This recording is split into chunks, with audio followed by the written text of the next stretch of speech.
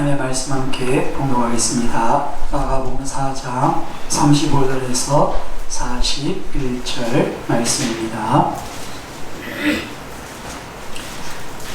마가복음 4장 35절에서 41절 한 절씩 교독하시고 41절은 함께 봉독하겠습니다. 제가 35절 먼저 봉독합니다. 그날 저물 때에 제자들에게 이르시되 우리가 저 편으로 건너가자 하시니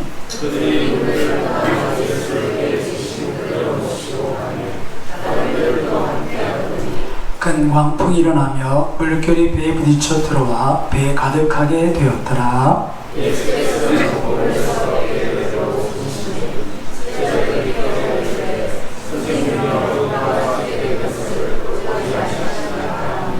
예수께서 깨어 바람을 꾸짖으시며 바다더러 이르시되 잠잠하라 고요하라 하시니 바람이 그치고 아주 잔잔하여지더라.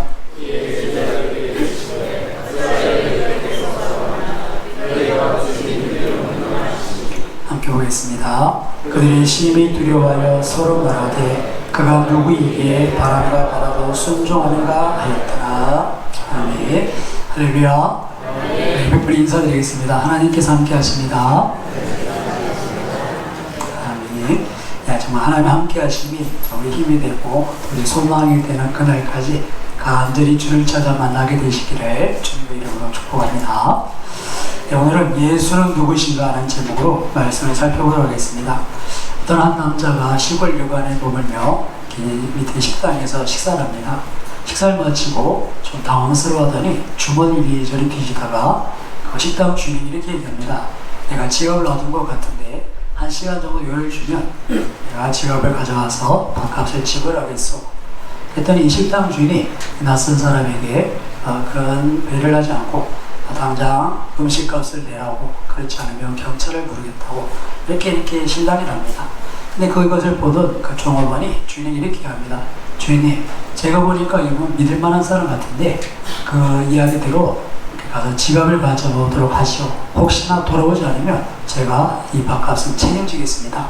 그렇게 해서 이 신사가 돌아가서 얼마 후에 다시 돌아와 그 지갑을 가지고 이 식당에 찾아오게 됩니다. 근데 지갑을 꺼내들더니 주인이 하는 말이 이 식당 가격이 얼마요? 이렇게 묻는 겁니다. 식당 값을 묻는 겁니다.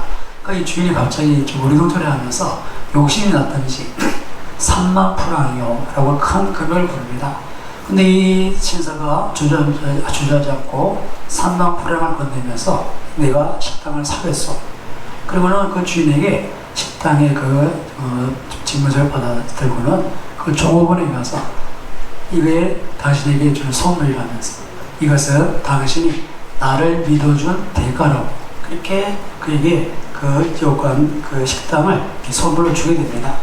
당신이 나를 믿어준 건 이 3만 프랑보다 더 값진 일입니다. 이 신사가 누군가 하면 나폴레옹이었다고 합니다. 그 나폴레옹이 그렇게 식사하다가 지갑을 놔두고 가서 이렇게 좀 어려움을 당했는데 자신을 이렇게 믿어준 그 종업원에게 3만 프랑을 들여 그 식당 요원을 사서 선물해 준 것. 여러분, 나폴레옹을 믿어주는 가치가 3만 프랑이라면 예수 그리스도를 하나님의 아들로 믿는 가치는 영원한 생명이신 줄 믿습니다. 믿어지시면 아멘. 믿어지진 않지만 주일날 여기까지 와서 앉아있는데 한번 믿어볼 생각이라도 계시면 아멘. 그런 생각도 없었는데 갑자기 목사님 얘기 듣고 나니까 믿어볼까 싶은 마음이라도 드시면 아멘. 아멘. 제가 이번 수련회 때 배웠습니다. 그 이우범 목사님이라는 분이 참 지혜롭게 하시더라고요. 우리가 입을 열어서 아멘 하는 게 중요한 게 입은 마음의 문입니다. 마음을 연다는 건 입을 열어야 되는데 굉장히 이렇게 끝까지 집요하게 아멘해서 말씀에 이렇게 어떻게든 반응을 하도록, 안 믿어져도 그래도 이 자리에 한번 왔으니까 생각 있으면 아멘. 그래서 끝까지 아이들한테 계속 아멘 경유하시는데 이게 참 필요하다. 아멘은 마음을 여는 그런 방법입니다. 입을 열어서 말씀에 이렇게 반응해보는 것. 안 믿어져도 아멘 해보고, 그리고 정말 믿을 마음이 생기면 아멘하고, 진짜 믿어지면 더 크게 아멘하고, 아멘으로 입을 열어 마음을 여는 우리 모두가 되시길 주님의 이름으로 축원합니다. 자, 이렇게 한번 시작해보겠습니다. 자, 예수님은 정말 산만풀왕의 가치가 아니라 그 주님을 믿는 데크는 영원한 생명을 주십니다. 근데 여러분 이게 사실 쉽게 믿어지는 것은 아닙니다. 그래서 믿어지지 않는 게 이상한 것이 아닐 수 있습니다. 아까 제가 말씀드린 것처럼 이게 믿어지지 않아도 아멘 하셨으면 하는 바람은 여러분 예수님이 나의 주시다. 아니, 인간으로 우리 가운데 오신 그분이 하나님이다. 이것을 믿는 게 사실 굉장히 어려운 일입니다. 아닌 게 아니라 오늘 본문 말씀에도 보시면 예수님의 제자들 역시 그 예수님에 대해서 올바른 믿음을 갖지 못한 것을 볼 수 있는데요. 제자들이 누굽니까? 그 누구보다도 예수님을 가까이 따르면서 예수님이 하시는 말씀을 듣고 예수님이 해가신 일들을 보면서 야 신기하다, 때로는 놀랍다, 그리고 정말 하나님께서 하시는 그 일을 하나님 영광을 보던 사람들이 그 누구보다 가깝게 있었던 사람들이 예수님의 제자들입니다. 물론 지금 본문의 말씀을 보면 예수님의 사역 초기여서 아직 제자들과 함께할 시간이 그렇게 많지 않았습니다. 그럼에도 불구하고 예수님은 그 제자들에게 예수님이 누구신지를 나타내기 위해서 최선을 다하고 계셨다는 것을 기억합니다. 예수님의 사역의 주된 포커스는 이스라엘의 모든 사람에게 하나님의 나라를 선포하는 것이 아니라 그 복음을 감당하고 하나님의 나라 일을 감당할 12명의 제자를 세우시는데 그 포커스가 있었다는 것을 잊지 마십시오. 주님은 그 제자들에게 주님이 누구신지 알려주시기 위해서 그들을 다니시면서 하나님의 나라 일을 말씀해 주시고 그리고 하나님께서 하신 일들을 하나님의 나라가 임하였다는 것을 눈으로 볼 수 있도록 귀신도 쫓아내시고 병상자도 고쳐주시면서 그 하나님의 복음, 구약의 선지자를 통해서 예언했던 메시아와 하나님의 나라, 그 하나님의 나라가 도래했고 그 메시아 예수 그리스도께서 이 땅에 오셨다는 것을 제자들에게 나타내셨던 겁니다. 그래서 요한복음 2장에 보시면 가나 혼인잔치 사건이 있는데요, 그것을 성경은 첫 번째 표적이다 그렇게 기록합니다. 예수님께서 어머니 마리아와 이 가나의 혼인잔치에 갔는데 마침 그 혼인잔치에 포도주가 다 떨어진 거예요. 그 잔치는 며칠 남았고 포도주는 떨어지고 잔치 수입 빠지면 되겠습니까? 어느 지역에 가니까 잡채가 없으면 잔치 음식이 아니고, 어떤 동네는 홍어가 빠지면 잔치 음식이 아니고, 또 어떤 지역은 문어가 빠지면 잔치 음식이 아니라고 그러더라고요. 그만큼 그런 것들이 들어가야 잔치의 그런 정말 잔치다고 음식이 된다 이렇게 보는 것 같은데, 이스라엘에 있어서 포도주가 없는 잔치는 오아시스 없는 사막이요 안고 없는 찐빵 뭐 그런 겁니다. 근데 이 포도주가 떨어졌으니 큰일이 난 거죠. 그때 예수님의 어머니 마리아가 예수님께 넌지시 묻습니다. 포도주가 떨어졌다는데 점점점. 이게 이제 도와달라는 말이죠. 예수님도 알아들으시고는 나와 무슨 상관이 있습니까? 내 때까지 이르지 않았습니다. 아니 예수님께서 복음의 전면이 드러나고 사역의 전반에 아직 시작하지 않은 때입니다. 그런데도 이 마리아가 억지로 제가 종들을 부릅니다. 저분이 시키는 대로 해라. 그러니까 예수님께서 그 하인들에게 도라말에 있는 물을 떠서 연회장에 갖다 줘라. 갖다 줬는데 이것이 포도주로 변한 사건이 가나 혼인잔치고, 이것을 첫 번째 표적이다. 예수님께서 누구신가를 나타내는 첫 번째 사건이다. 이렇게 설명하죠. 그 요한복음 2장 그 사건 마지막 11절은 이렇게 기록하고 있습니다. 예수께서 이 첫 표적을 갈릴리 가나에서 행하여 그의 영광을 나타내시며 제자들이 그를 믿으니라. 한번 따라해보세요. 제자들이 그를 믿으니라. 예수님께서 지금 자기 때가 아닌데도 이렇게 물을 포도주로 만든 사건을 하신 이유는 결국 제자들, 주님을 따라다니는 제자들을 믿게 하기 위해서 그런 표적들을 행하신 것을 볼 수 있습니다. 자, 이런 첫 표적을 시작으로 예수님은 제자들 데리고 다니시면서 그분이 누구신가를 나타냅니다. 그리고 이제 십자가를 지시기 얼마 전쯤에 저 갈릴리 위 북쪽 저 위에 그 가이사라 빌립보라는 지역에 가서 조용히 제자들이 물으십니다. 많은 사람들로부터 떠나서 조용하게 제자들과 함께 시간을 보내시면서 사람들이 나를 누구라 하더냐? 너희는 나를 누구라고 생각하느냐? 그래서 제자들에게 예수님에 대해서 어떤 생각과 믿음을 가졌는지를 점검하시죠. 그때 베드로가 대답을 합니다.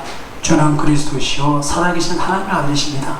그 믿음의 고백과 함께 예수님께서 비로소 죽었다가 사흘 만에 살아나셔야 될 그 십자가에 대한 이야기를 제자들에게 알려주시죠. 그만큼 예수님은 제자들에게 예수님이 누구신지를 나타내기 위해서 그들을 데리고 다니시면서 하나님의 나라의 말씀을 가르치시고 하나님께로부터는 표적을 나타내신 것입니다. 그리고 마지막 십자가 지기 전에 가이사랴 빌립보에서 제자들에게 그런 믿음을 이렇게 확인하셨던 것이죠. 자, 그런데 그런 과정에 의해서 아직 제자들은 예수님이 누구신지 잘 모르고 있었던 그런 사건을 오늘 본문에서 보게 되는데요. 오늘 35절 이하에 보시면 예수님께서 제자들과 함께 바다를 건너가십니다. 근데 예수님께서는 사역하는데 피곤하셔서 정말 그 머리를 대고 고이 주무시고 제자들이 노를 져서 이제 바다를 건너가는 그런 상황이죠. 뒤에 보시면 37절은 큰 광풍이 일어났다 이렇게 표현합니다. 이 갈릴리 호수 자체가 그 오른동편에 그 지대의 고지대랑 골짜기에 있어 바람이 불어서 한 번씩 돌풍이 부는 그런 지역인데, 광풍이 무슨 바람입니까? 광풍? 말 그대로 미친 바람이죠. 근데 그냥 미친 게 아니라 어떻게 미쳤습니까? 크게 미친 바람. 그래서 큰 광풍이 불기 시작한 겁니다. 그래서 정말 배에 물이 가득해서 이 배가 잠기게 된 그런 상황이죠. 자, 그런 가운데 제자들이 예수님을 이렇게 깨우게 됩니다. 38절 같이 한번 읽어보겠습니다. 38절입니다. 예수께서 고물에서 베개를 메고 주무시더니 제자들이 깨우고 이르되 선생님이여 우리가 죽게 된 것을 돌보지 아니하시나이까 하니. 아멘. 지금 제자들은 이제 죽었구나. 정말 그 작은 족배에 큰 광풍이라서 파도가 배를 막 쳐오는데 이제 곧 배가 깨질 것도 같고 배가 물에 잠겨 가라앉을 것도 같고, 그래서 주무신 예수님을 깨우게 됩니다. 예수님이 얼마나 피곤하시면 이런 상황에서 주무시고 계시겠습니까? 정말 피곤하면 이렇게 큰 풍랑이라도 이렇게 정말 상황을 모르고 이렇게 주무시는 것 같아요. 예수님께서 우리를 구원하시기 위해서 얼마나 이렇게 정말 빡빡한 여정을 또 그 길을 가셨는지를 볼 수 있는 그런 단면인데요. 어쨌든 주님이 일어나셔서 39절 보시면 바람과 바다를 꾸짖습니다. 바람과 바다를 꾸짖시는데 그 미쳐 뛰노는 광풍, 잠잠하라 고요하라 하시니 39절에 보시면 바람이 그치고 아주 잔잔해졌다 그렇게 말씀합니다. 이게 정말 있을 수 없는 일. 일기가 이렇게 급하게 변하긴 해도 이렇게 급하게 변할 수 없는, 여름 소나기는 소 한쪽 등은 비가 오고 한쪽 등은 비가 안 온다 그러는데 그거보다 더 신기하게 그렇게 휘몰아치던 광풍이 아주 잔잔해졌다. 정말 잔파도 없이 조용한 바람 하나 일지 않아서 그 표면에 잔물길 하나 일지 않는 그런 고요한 바다. 너무 이렇게 상황이 바뀌고 계시죠. 이런 상황을 보면서 제자들은 이렇게 고백을 합니다. 우리 41절 같이 공부해 보겠습니다. 41절입니다. 그들이 심히 두려워하여 서로 말하되 그가 누구이기에 바람과 바다도 순종하였는가 하였더라. 아멘. 지금 제자들이 예수님 앞에서 이 행하신 일들을 보고 그들이 주는 그리스도시요 살아계신 하나님의 아들이십니다. 그렇게 기쁨의 고백을 드렸으면 좋겠는데 이 놀라운 광경 속에서 그들은 이런 고백을 합니다. 저가 누구신가?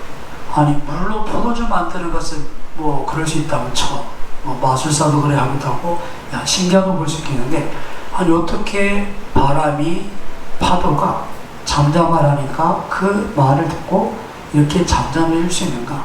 이 일을 행하시는 저분은 도대체 누구신가? 그렇게 마음의 의문을 갖고 있는 것을 보게 됩니다.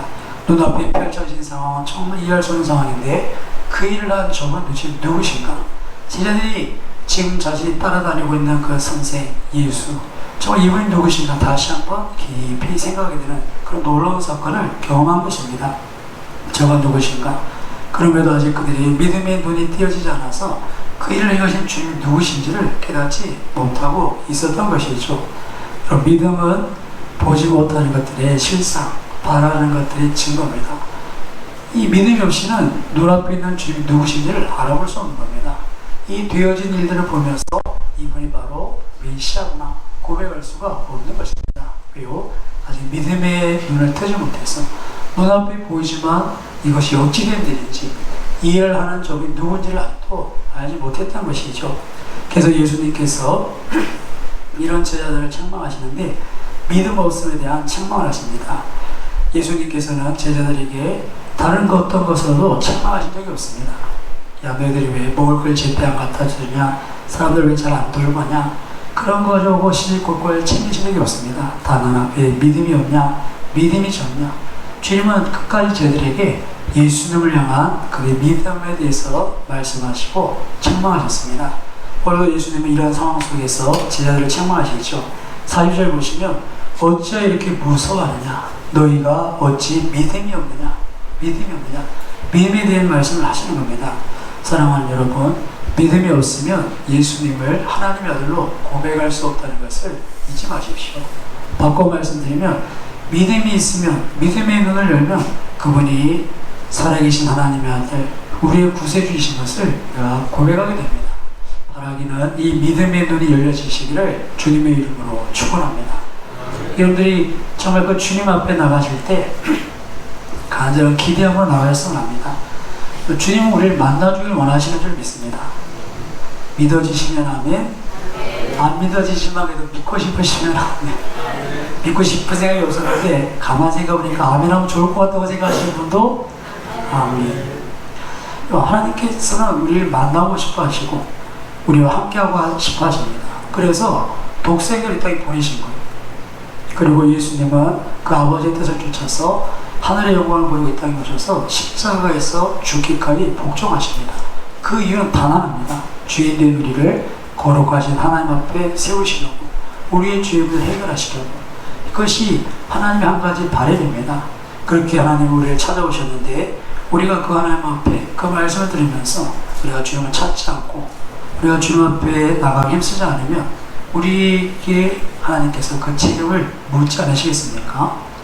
분명히 그것에 대한 책임을 우리가 져야 할 것입니다.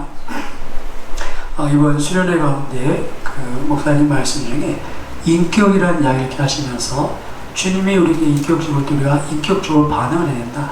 인격이 만나야 한다. 그렇게 말씀을 하시는 것을 이렇게 보았습니다. 제가 한 번씩 말씀드리지만 하나님은 하나님 하실 걸 우리가 하십니다. 그분 우리를 구원하시기 위해서 작정하시고 우리의 걸 이루어가시겠지만 우리에게 요구하실 것이 있습니다. 간절히 주를 찾아 만나라셨고 그 말씀에 따라 살라셨고 우리 믿음으로 이렇게 주님 말씀을 쫓아가고자 할 때 하나님의 말씀이 우리 가운데서 역사하고 그 말씀이 열매 맺게 되는 것이죠. 자, 그렇다면 예수님께서 믿음이 없다고 하셨는데 제자들이 그러면 어떤 믿음이 없었던가? 예수님께서 우리에게 우리가 가졌으면 하는 믿음, 어떤 믿음이 있었으면 하셨는가? 세 가지만 잠시 살펴보고 말씀을 마치도록 하겠습니다. 예수님은 먼저 제자들에게 예수님께서 함께 하시면 그 어떤 상황도 문제가 되지 않는 그런 믿음을 갖기를 원하셨습니다. 오늘 본문에도 보시면 우리가 이 상황을 쉽게 파악할 수 있습니다. 제자들의 고백을 보면 우리가 죽게 된 것을 돌보지 않습니까? 지금 이들이 처한 상황은 죽게 된 상황, 큰 광풍이 일어서 자신들의 경험, 오랫동안 이 바다에서 고개 잡았지만 그들의 경험도 아무 도움이 안 되고 그들이 아무리 밤새 노를 져도 이 풍랑을 벗어날 수 없는, 자신의 힘으로 어쩔 수 없는 그런 극한 상황입니다.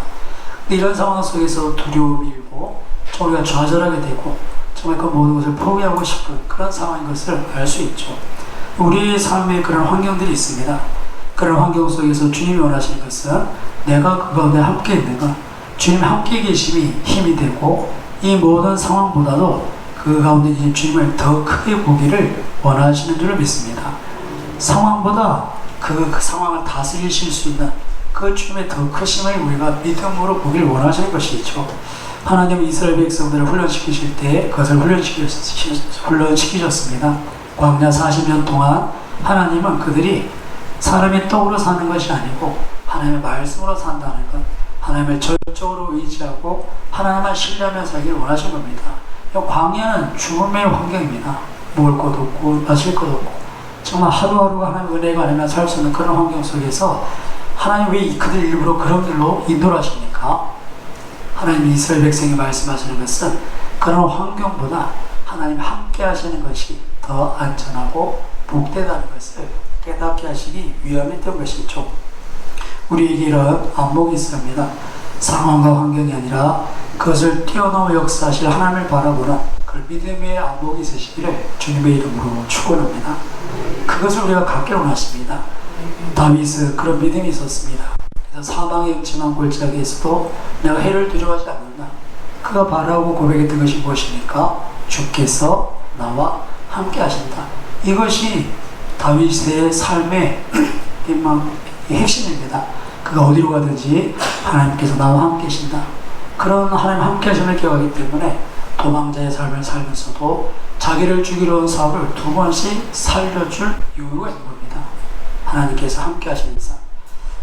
하나님은 엘리사에게 이런 영화를 주셔서 사마리아 성이 적들에게 둘러싸였을 때 그 성에 먹을 것이 없고 굶어 죽어가는 그런 상황에 정말 굶어 죽어가면서 자식의 살을 뜯어먹어야 될 그런 비참한 상황 가운데서도 하나님께서 함께 하시는 것을 보게 하십니다.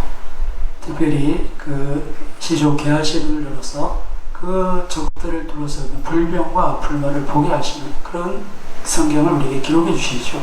이처럼 믿음은 이런 모든 상황보다 하나님이 더 크심을 보게 하는 그런 믿음이고 주님이 그런 믿음을 갖기를 우리에게 원하십니다. 제자들은 아직 그런 믿음이 없어서 이런 환경 속에서 우리가 죽게 되었다. 그래 두려워하고 불안해하는 것을 이렇게 볼 수 있습니다. 두 번째 하나 주님께서 제자들이 갖기를 원하셨다는 믿음은 주님이 우리를 사랑하신다는 것에 대한 확신입니다. 한번 따라해보겠습니다. 하나님께서 나를 사랑하신다. 아멘. 그것을 꼭 깨닫고 경험하게 되시기를 주님의 이름으로 축복합니다. 하나님이 나를 사랑하신다. 오늘 제자들의 이 말을 한번 보십시오. 38절을 자세히 보시면 제자들의 그 마음 상태가 어떤지를 알 수 있는데 여러분들이 어떻게 느껴지시는지 한번 38절을 같이 한번 다시 봉독해 보겠습니다. 예수께서는 고물에서 베개를 메고 주무시더니 제자들이 깨우며 이르되 선생님이여 우리가 죽게 된 것을 돌보지 아니하시나이까 하니 아멘. 제가 표준 세번을 읽어드리겠습니다. 선생님 우리가 죽게 되었는데도 아무렇지도 않으십니까? 지금 제자들의 마음이 어떤 마음인 것 같습니까? 정말 이들이 믿음이 있어서 주님 살려주십시오. 우리가 죽게 됐으니까 도와주십시오. 그런 마음인지 아니면 아니 지금 우리가 죽게 됐는데 도대체 뭐 하시는 겁니까? 왜 주무시고 안 돌보십니까? 우리가 죽게 되었는데도 아무렇지도 않으십니까? 그 마음을 한번 잘 돌아보시면 제자들이 지금 이 죽음 앞에 두려워한데 막 애쓰고 하다가 안 되니까 이제는 그 두려움이 주님을 향한 불평으로 모범을 번지는 겁니다. 아니 우리는 이렇게 막 죽을 거 생각하면서 어떻게 했는데 주님이 주무시고 계십니까? 우리가 죽게 된 게 있는데 아무렇지도 않으십니까? 뭔가 해주셔야 안 됩니까? 지금 그들의 처한 상황 속에서 그들이 주님께 그런 이야기를 합니다. 내가 처한 상황 이 어려움 하나님이 나를 사랑하신다면 왜 이런 일이 있는가? 정말 하나님이 계시다면 왜 나를 이렇게 내버려 두시는가? 하나님 왜 이렇게 가만히 보고만 계십니까? 이렇게 내버려 두십니까? 지금 제자들의 그 마음에 불평이 있고 원망이 있고 어쩌면 더 나아가서 그 마음에 분노가 일었을지 모르겠습니다. 정말 하나님 이럴 수 있습니까? 주님 이럴 수 있습니까? 오늘 제자들에게 이런 마음이 있는 것은 정말 주님의 그 사랑을 믿지 못한 불신에서 시작된 오해입니다. 여러분 주님은 제자들을 사랑하시고 그들의 모든 처한 상황을 아시는 줄 믿습니다. 우리를 눈동자같이 지킨다 하셨고 우리보다 우리를 더 잘하신다고 했습니다. 때로는 무심해 보이기도 하죠. 이렇게 죽게 됐는데 정말 고물에서 피곤하고 주무시고 계신 주님이 무심해 보일 수 있습니다. 하나님 주님 뭔가 조치를 취해야 되지 않습니까? 왜 이렇게 내버려 두십니까? 주님 뭔가 해주셔야 됩니까? 이것이 우리의 불평이고 원망일 수 있지만 주님은 그 가운데 믿음이 없다. 믿음이 없다. 사랑하는 여러분, 하나님은 독생자도 아끼지 않고 내어주셔야 할 정도로 우리를 사랑하시는 분입니다. 주님은 우리를 사랑해서 우리를 죄에서 건지시고 죄인된 우리로 하여금 하나님 앞에 서도록 그 길을 여시기 위해서 하늘의 영광 다 버리고 종의 형체를 이 땅에 오셔서 십자가에 죽기까지 복종하신 분이 우리 주 예수 그리스도신 줄 믿습니다. 그분의 사랑을 의심할 수 없습니다. 성경은 계속해서 우리에게 말씀합니다. 하나님 사랑이시다. 내 세상을 사랑해서 독생자를 주셨다. 그 아들을 아끼지 않고 내어주시니가 모든 것을 은혜의 선물로 거저주지 않겠냐. 계속해서 그 사랑에 대해서 우리에게 확신을 시켜주십니다. 십자가의 사랑, 우리 이것을 기억했으면 좋겠는데요.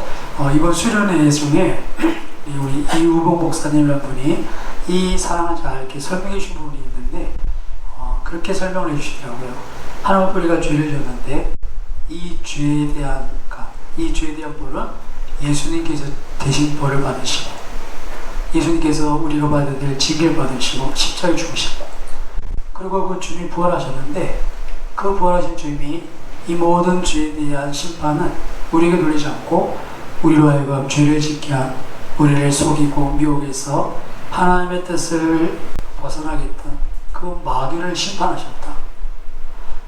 아니 죄는 내가 졌는데 벌은 주님이 받고 이 죄를 짓게 하는 심판은 마귀가 심판을 받고 그럼 나는 뭔가?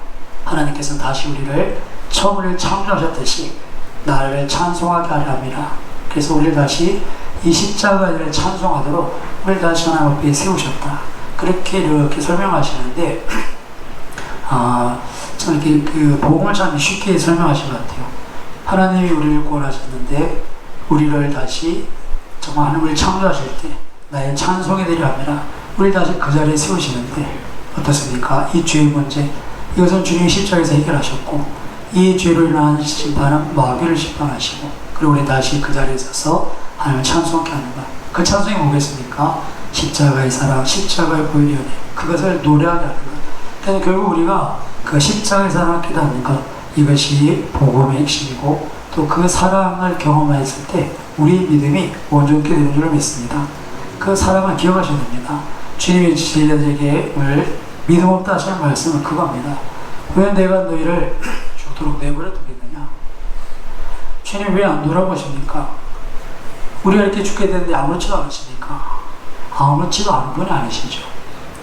우리가 그분의 사랑을 확신하지 못하면 정말 제자들처럼 이렇게 우왕좌왕할 수밖에 없습니다.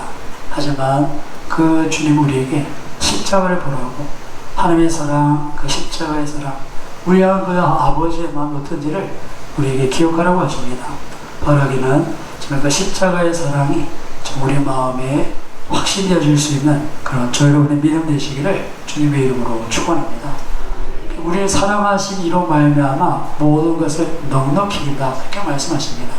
주님이 우리를 사랑하시는 것을 우리가 깨닫게 되면 다른 모든 것을 다 돕고 이겨나갈 수 있습니다. 그래서 날마다 이렇게 주일날 예배할 때마다 하나님께서 우리에게 들려주시는 그 음성, 내가 너를 사랑한다는 음성을 꼭 듣고 가시기를 주님의 이름으로 축복합니다. 그 사랑을 경험하셨으면 합니다. 그리고 주님께서 세 번째로 마지막으로 제자들에게 원하셨던 믿음은 주님의 말씀에 대한 신뢰입니다. 한번 따라 보겠습니다. 말씀을 신뢰하라. 우리 하나님 말씀에 대한 그 신뢰를 우리에게 요구하십니다. 사실 오늘 사건에 보면 예수님께서 고물의 베개 주무시는 것, 이 막 난리판에도 이렇게 주무시는 일은 이유가 있습니다. 35절을 같이 한번 다시 이 사건의 시작에 대해서 한번 다시 말씀을 봉독해보겠습니다. 35절입니다. 그날 저물 때 제자들에게 이르시되 우리가 저편으로 건너가자 하시니 아멘. 예수님께서 뭐라고 말씀하셨습니까? 저편으로 건너가자. 주님의 의지, 주님의 뜻은 뭡니까? 저편으로 건너가는 겁니다. 그 가운데 아무리 큰 광풍이 일고 아무리 파도가 높이 일어도 주님의 의지, 주님의 뜻은 반드시 이루어진 줄 믿습니다. 주님은 그렇게 가자 하시면 주무시는 거예요. 풍랑이 일어도 주무시고 계시고 이것이 주님이 가는 거친 길을 막아설 수 있다면 주님은 조치를 취하셨을 겁니다. 근데 주님께서 그냥 주무시고 계시고 제자들은 지금 곧 죽게 된 것 같지만 아직 안 죽었으니까 이손을 깨우고 있겠죠. 이 상황을 잘 정리해보면 어쩌면 우리가 그 마지막 조금의 더 인내, 정말 조금 더 이렇게 참고 가면 어떻게든 그 풍랑을 지나 건너편에 갔을 텐데 그걸 못 견디고 어떻습니까? 주님 이대로 내버려두시고 도대체 주님 뭐 하시는 거야? 막 우리 집에 불평과 원망이 치올라오니까 그걸 못 참고 따라합니다. 그걸 못 참고 다시 같이 해보겠습니다. 그걸 못 참고. 그걸 못 참는 거예요. 항상 우리는 그걸 못 참아서 문제입니다. 이스라엘 백성들이 출애굽에서 광야로 갑니다. 잘 가다가 물이 없다고 원망을 합니다. 따라오겠습니다. 반나절만 더 가면, 아니 12종려나무가 있고 샘이 있는데 그걸 못 참고. 항상 우리는 그런 거예요.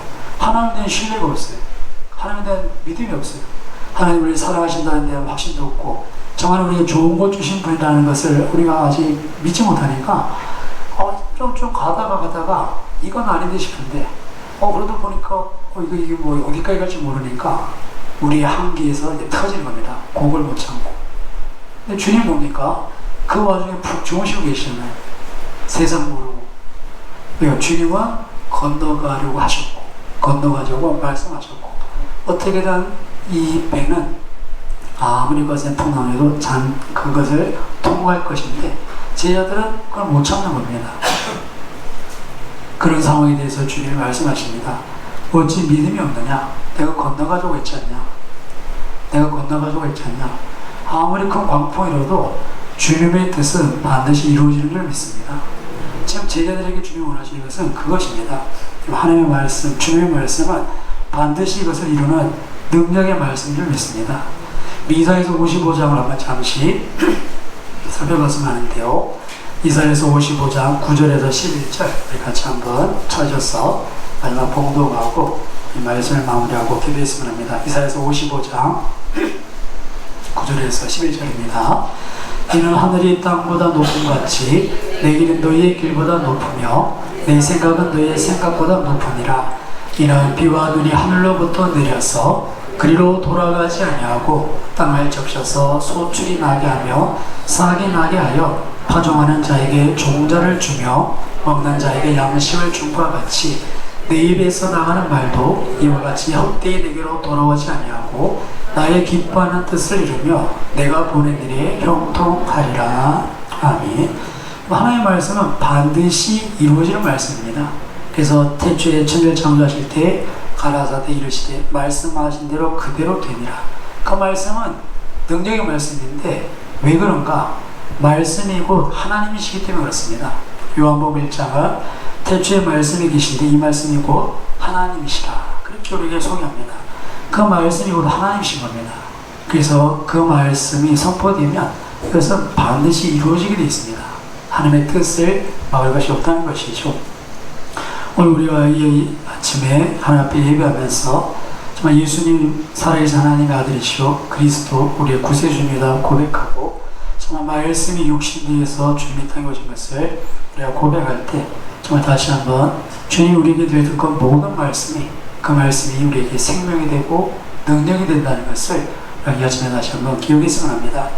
정말 우리 생각을 뛰어넘는 말씀이어서 우리가 그 말씀을 다 받아들이지 못하지만 그 말씀은 반드시 이루어질 말씀이고, 그 말씀을 대한 우리의 자세는 주님께서 믿음으로 그 말씀을 대하기를 원하신다는 것, 이것을 분명히 기억했으면 합니다.